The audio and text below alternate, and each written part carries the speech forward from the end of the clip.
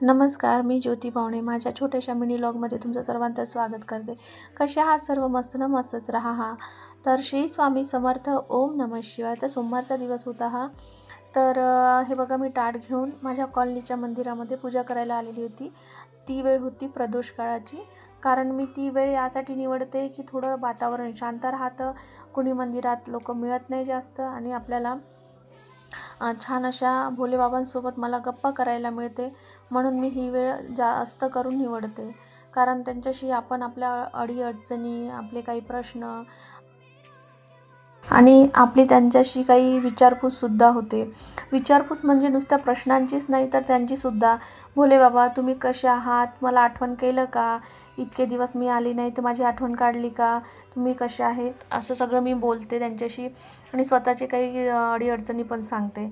तर बघा, अशा प्रकारे पद्धतीने मी पूजा करायला सुरुवात केली. सर्वप्रथम जे भोलेबाबांच्या अंगावर होतं आधीचं ते सगळं काढून टाकलं. त्यानंतर पाणी टाकलं आणि पंचामृताने पंचामृत जे आणलं होतं, दही, दूध, साखर, तूप आणि थोडं गुलाबजल असं टाकून आणलेलं होतं, त्या पंचामृतांनी भोलेबाबांची आंघोळ करून दिली. त्यानंतर छान असं साध्या पाण्याने धुवून टाकलं. त्यानंतर तुपाचा फुलवातीचा दिवा लावला आणि मग सुरुवात केली.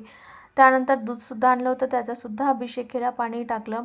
त्यानंतर जे गुलाल होता, गुलालाचा टिक्का आणि चंदनाचा टिक्का लावला. त्यानंतर बेल आणले होते, जास्त मिळाले नाही, अर्ध्यापेक्षा जास्त फाटलेले पानं होते, म्हणून 2-3च भेटले. तेवढेच पानं घेऊन आली होती, कारण मला माहिती आहे मंदिरात मिळतातच बेल म्हणून. तर मग काही त्यांना सुद्धा पाण्यानं धुवून टाकलं. आपल्याजवळ जे चांगलं पाणी असतं त्या पाण्याने धुवून टाकलं आणि त्या फुलांचा, पानांचा मी वापर केलेला. तिथेच मला धतुरासुद्धा सापडला आणि ते पांढरे फुलं असतात ना, ते सुद्धा, धतुऱ्याचे पांढरे फुलंसुद्धा सापडले.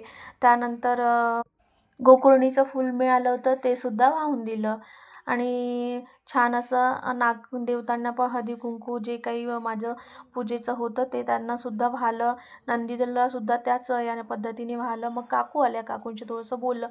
त्यानंतर हे जानवं आहे, जानवं टाकावं लागतं. तर ते जानवं मी स्वतःच घरी करते आणि घेऊन जाते आणि ते टाकते. मग काकूला थोडंसं त्यांच्याशी बोलता बोलता, थोडं पूजा करता थोडंसं बोललीसुद्धा.